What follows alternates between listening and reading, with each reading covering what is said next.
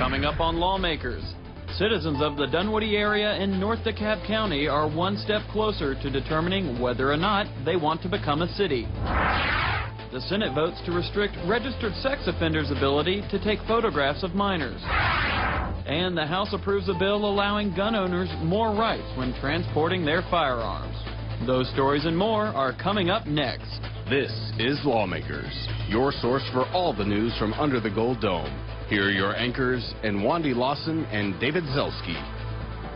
Good evening, everyone. Also on tonight's program, Governor Sonny Perdue joins an effort to increase the transparency of health care. And the presidents of Georgia's 4 research universities present information about emerging technologies to members of the General Assembly. But first, our lead story tonight, Dunwoody is one step closer to becoming a city. Is Dunwoody to DeKalb County what Sandy Springs is to Fulton County? Opponents of a bill that would open the door for incorporation of the North DeKalb community say it is. That bill, as well as enabling legislation, passed the Senate today. Lawmakers Jesse Freeman joins us live with more. Jesse. Dunwoody is an affluent community in North DeKalb, and residents there pay over 10% of the county's taxes, although they make up about 7% of the population. Add to that, many residents desire for their own zoning and land use laws, and you have a fight over incorporation. Senator Dan Weber is the point man for the future city of Dunwoody. Residents of the Dunwoody community, including its Perimeter Center Community Improvement District, may soon vote on becoming a city. The tax district is almost half of Dunwoody's tax base, and Dunwoody provides over 10% of DeKalb counties. DeKalb County, which currently provides municipal services, now will have a community that will take over the municipal services from the county. The Senate debated the effect of incorporation on the county's tax base, as well as the larger question of debating local legislation. When the only thing you have is a hammer, everything starts to look like a nail, and I think that's part of what we're suffering from when with regard to this incorporation and municipalization fever. We want to secede, we want our property back, but we want fire services to continue to be part of the special fire district. By a vote of 38 to 15, Senate Bill 82 ultimately passed. I think this is a great step for the city of Dunwoody and any community that wants to take control of their own destiny and have some true local control. 2 enabling pieces of legislation passed the Senate today as well. Those bills passed the chamber by roughly the same margin. Reporting live, I'm Jesse Freeman for Lawmakers. Now, Jesse, that bill will likely go to the State and Local Government Committee in the House, and Chairman Austin Scott has said he doesn't plan to take up any incorporation bills this year. Yeah, well, Senator Weber says he talked with Chairman Scott over the weekend, and he was assured that his bills will get a hearing this year. All right. Thank you, Jesse. The Senate also passed legislation this afternoon which prohibits registered sex offenders from taking pictures of minors. Senate Bill 1 was an idea from GeorgiaSpeaks.com, a new website which allows Georgia citizens to suggest laws. The bill's sponsor, Senate President Pro Tem Eric Johnson, explains the committee substitute to the bill.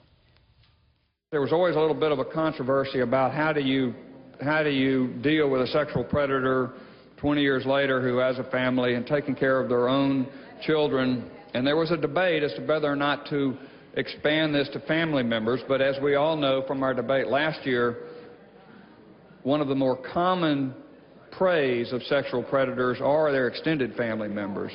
But with the help from the senator from the 35th who added on the line 17 of the committee substitute in front of you today to intentionally photograph a minor without the consent of the minor's parent or guardian, took care of everybody's concern, still prevents a sexual predator from using a camera. Then they can do Photoshop. It's on the internet. All of the technology that's available today, and prevents them from using what is often the first step of somebody beginning to stalk or who is considering going the next step with a victim. Senate Bill 1 passed unanimously and now heads to the House. The State House gives overwhelming passage today to a bill giving gun owners more rights when it comes to carrying their weapons.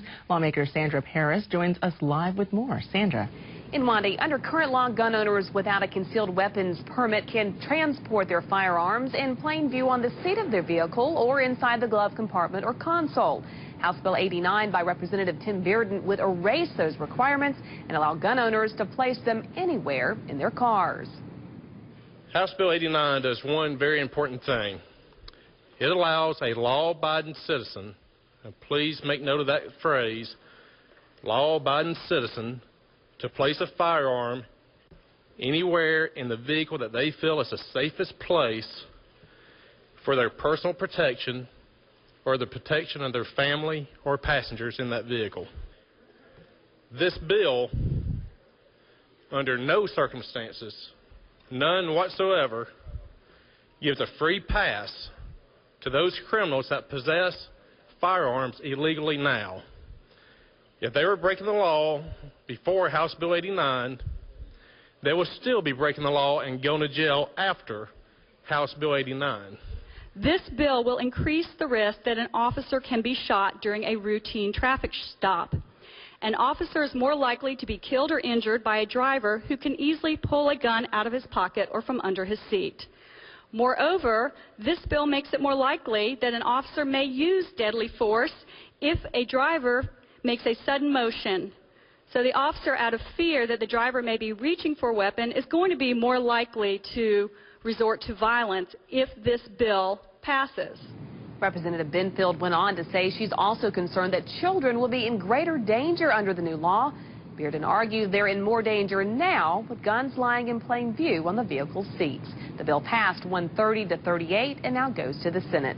Reporting live, I'm Sandra Parrish for Lawmakers. Thanks, Sandra. Senator Chip Pearson hopes to make Georgia an RV-friendly state. Senate Bill 87 directs the Department of Transportation to take the necessary steps to make this happen. Senator Pearson explains the good news and the bad news in Georgia when it comes to attracting RV tourists and how this bill can make things better. In Georgia, big business is economic development and tourism is economic development, as we witnessed last week with the passing of the hat.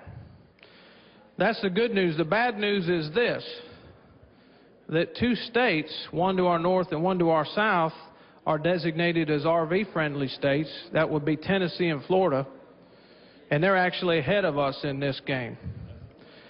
That's something that came to the attention of our committee, and we felt that we needed to remedy this, and that's why we bring you Senate Bill 87. Senate Bill 87 is a very simple bill, and it does this. It directs the Department of Transportation, after the prior approval of the Federal Highway Administration, to work towards the designation of Georgia as an RV-friendly state, in as such as they would indicate that on the road signs and the venues that are appropriate to let those folks that are traveling north or south on our interstates primarily, but also on any other roads, to know that there's accommodations for both food and fuel and overnights for these large recreational vehicles. Senate Bill 87 passed 54-0 and now goes over to the House. A bill that changes a few banking laws passed the Senate today. Senator Bill Hamrick sponsors Senate Bill 70, which had 3 public hearings while in committee. He presented the 35-page bill by summarizing 5 main changes from this law.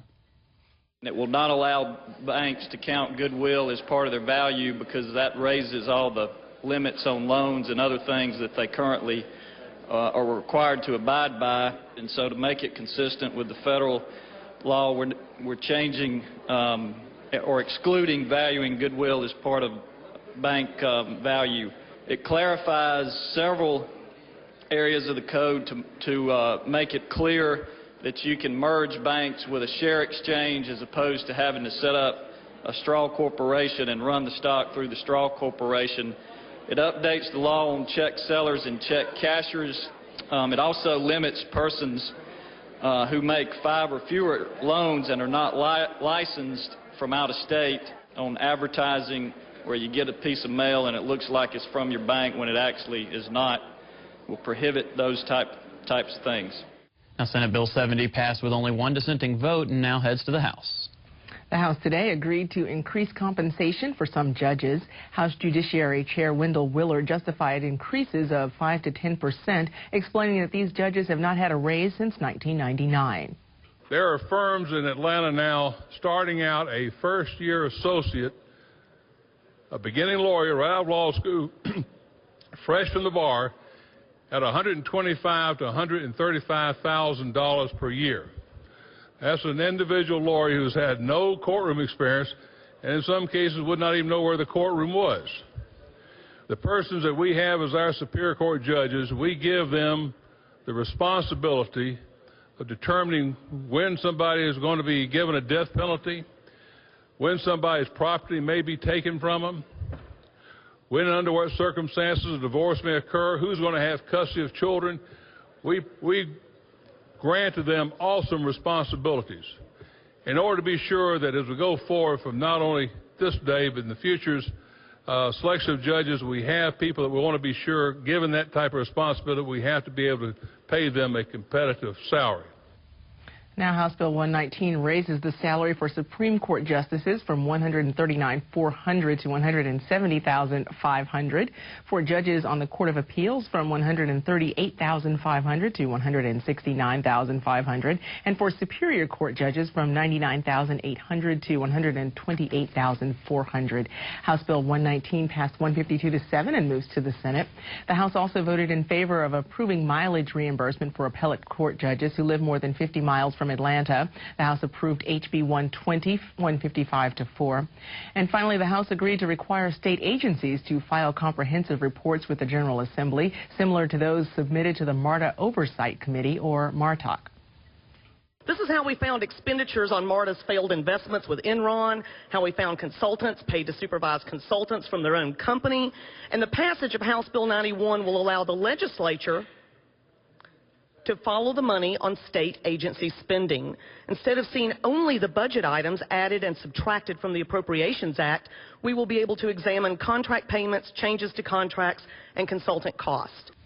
House Bill 91 passed 164 to 0. It moves to the Senate. The House Higher Education Committee heard presentations from some of Georgia's major universities today about emerging technologies for the 21st century. The presidents from UGA, Georgia Tech, Georgia State, and the Medical College of Georgia all spoke to the committee about what their universities are currently working on and areas of technology where Georgia is emerging as a leader. Michael Cassidy, president of the Georgia Research Alliance, began by explaining the importance of funding these programs. We're looking at Georgia building a worldwide reputation for doing something important. More than simply manufacturing a product, we'll be working to protect the health of future generations of Georgians and others. Even though our campus is just down the street, you might not know that Georgia State University researchers are helping solve the mysteries of deadly diseases and viruses. Working in some of the most high-tech, high-security labs in the United States, hundreds of researchers are fighting germ warfare. We will spend over $210 million alone this year in total external funding. This will support over 1,500 lab spaces on campus. We have 674 faculty in disciplines ranging literally from A to Z, from astronomy to zoology, who currently lead more than 1,000 individual research projects. Estimates of the economic impact of such research range from $3 for every state dollar invested to as much as $7, meaning that about $210 million of an expenditure has a total impact on the state just from research of about $1 billion a year now. And we've developed through our researchers involving computer databases, simple webcam and imaging technology, the ability to bring neurologic expertise to remote areas and treat stroke, direct the treatment of stroke 24/7 from remote areas over a web-based approach. Yes, we do creative research. Yes, we commercialize that research. Those are all good things. But we also produce the workforce of the future. For every one of these activities that was described by my colleagues here, there are hundreds, if not thousands, of students earning degrees in these critical new cutting-edge areas. And those students will then take that knowledge into our workforce and help Georgia sustain its economy in these areas. So students are the essence of what we're all about, and the education of these young people is a big part of what we're doing. The idea for today's presentation was from Representative Bob Smith. House Higher Education Chairman Bill Hembry ended the session by saying how helpful these presentations were and that this meeting should occur annually. Today at Georgia Tech, Governor Sonny Perdue joined U.S. Secretary of Health and Human Services Mike Leavitt and former Speaker of the House Newt Gingrich to address transformations in health care. Lawmakers' Lanny Walker is live at the Capitol with more. Lanny. And Wandy, the event was designed to raise public awareness for changes that emerging technology could bring to America's healthcare system. Secretary Leavitt and Speaker Gingrich spoke about the visions of the future for healthcare. It would be doctors and hospitals and pharmacies and labs all connected electronically. It would be the medical clipboard that we're always handed when you walk into the doctor's office, gone forever. It would be patients able to consult with their doctor by email. It would be prescriptions going electronically from the doctor's office to the lab. It would be patients being able to find the cost and the quality of the offerings made by different doctors and different hospitals so that we were considering, so that we could make a judgment based on value.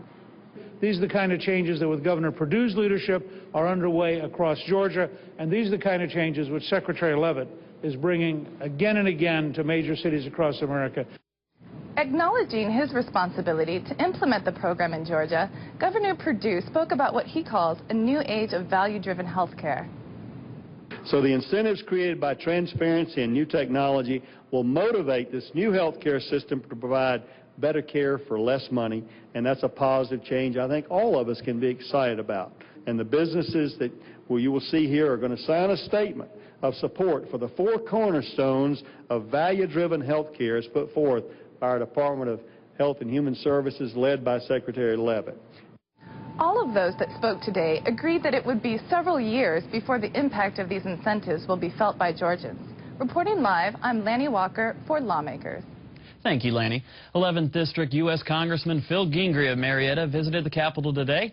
He wanted to reassure Georgia legislators that Congress is working to reinstate Georgia's peach care funding shortfall. But prior to that, he wanted to remind everyone who he actually was in case they didn't recognize him without his mustache.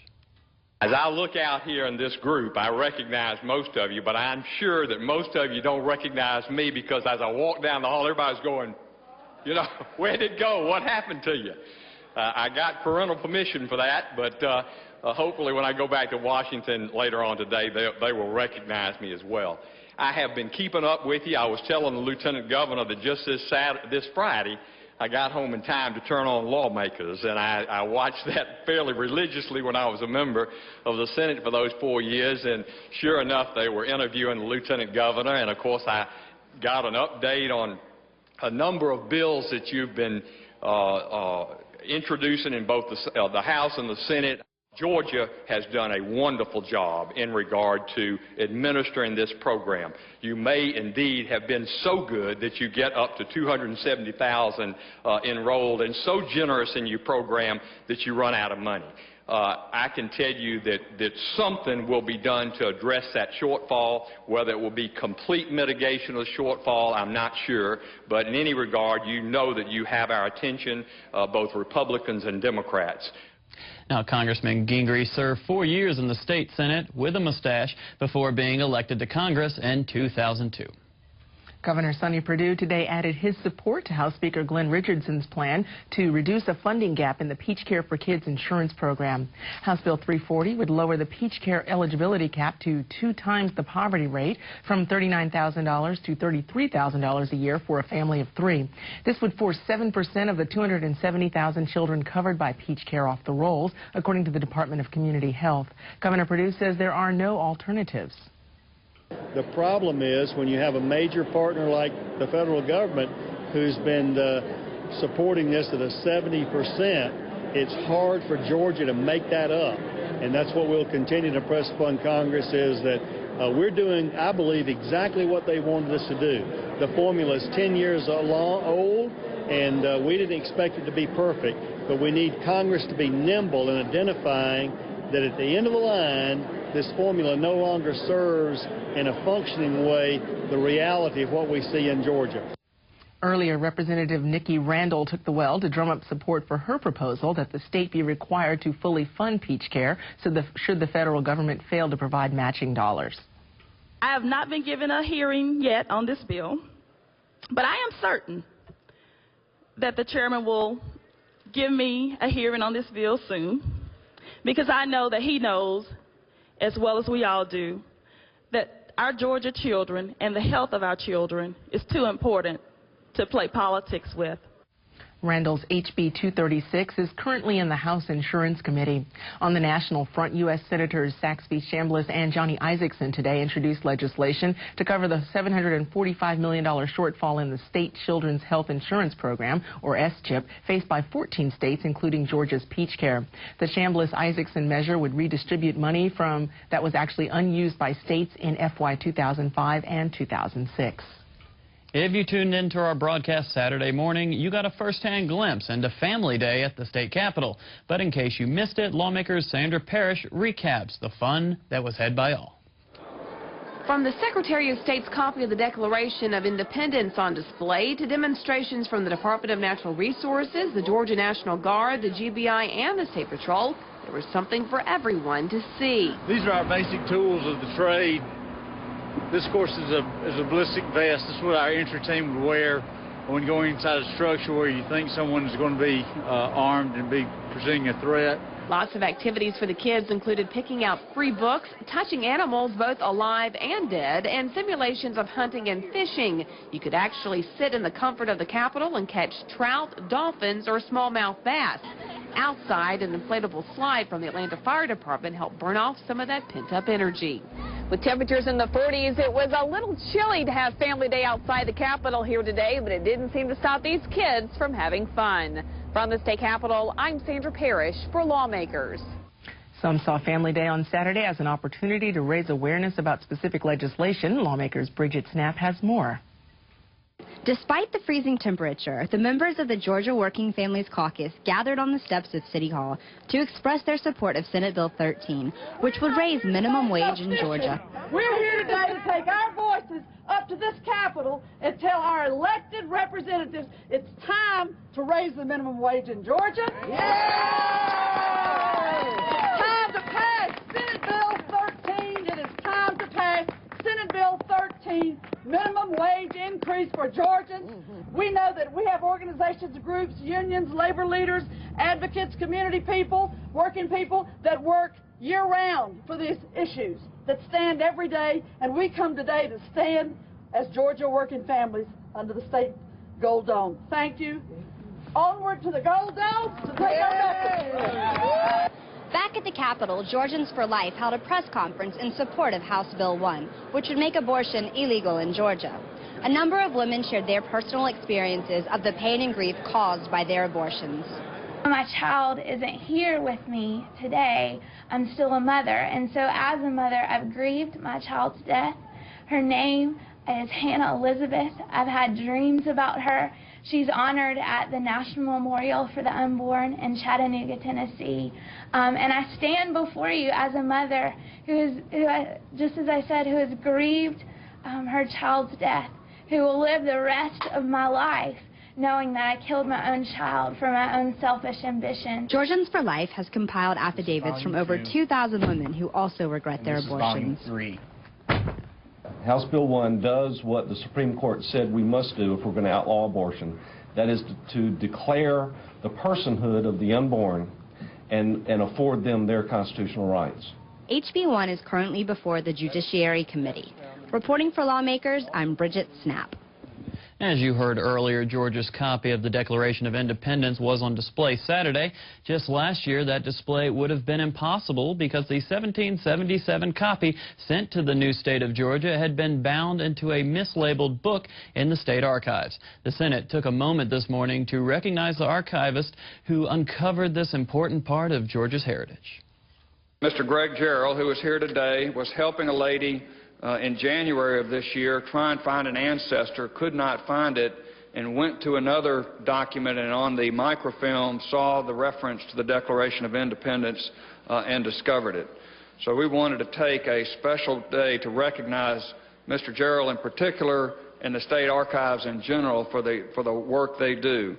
This is an incredibly important document. Not every state still has theirs. It's worth in the millions of dollars. And it joins Georgia's birth documents, the land grant for the University of Georgia and our colonial charter as one of our most important documents. This is a great honor for the state of Georgia. It's wonderful to be recognized. I appreciate the honor, and I'm proud to be a Georgian. Thank you very much. Oh, great. Thank you. Georgia's copy of the Declaration of Independence will continue to be on display in the Capitol Rotunda tomorrow. On the occasion of Georgia's 274th birthday, Representative Tommy Benton gave the House a history lesson on the colony established to secure South Carolina, provide religious freedom, trade silk and wine, and offer haven for debtors. No debtors ever came to Georgia. We didn't produce enough wine and silk to be listed as a success at that. In the charter, two groups were not allowed to come in the beginning: Catholics and slaves. In the beginning, two occupations were not allowed: liquor dealers and lawyers.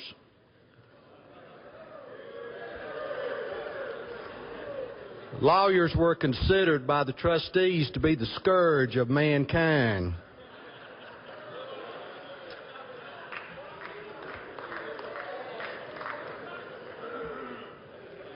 Those are not my words, those are the trustees.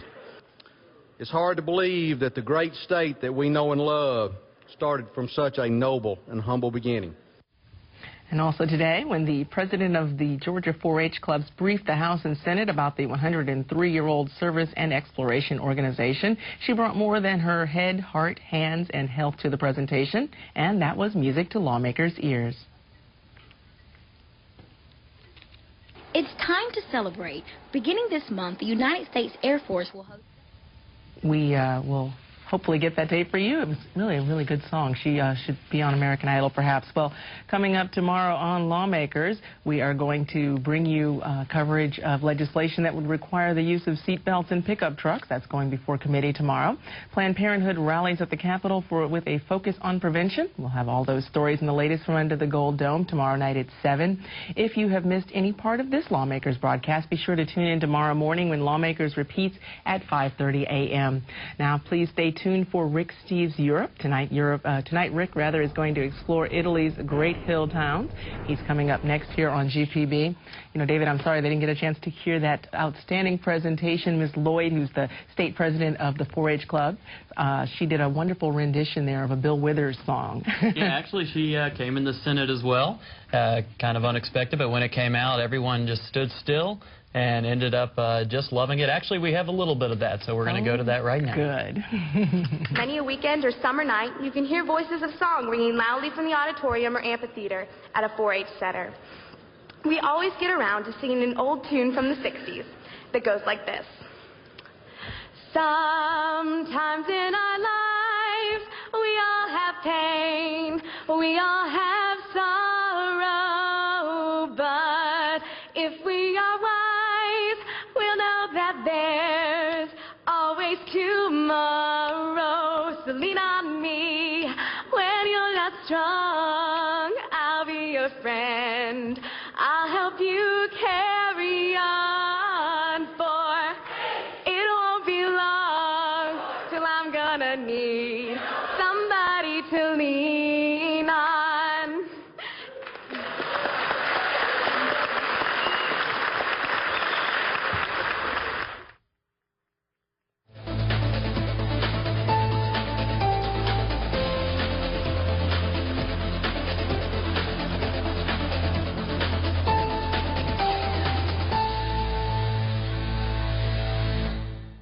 This has been a production of Georgia Public Broadcasting.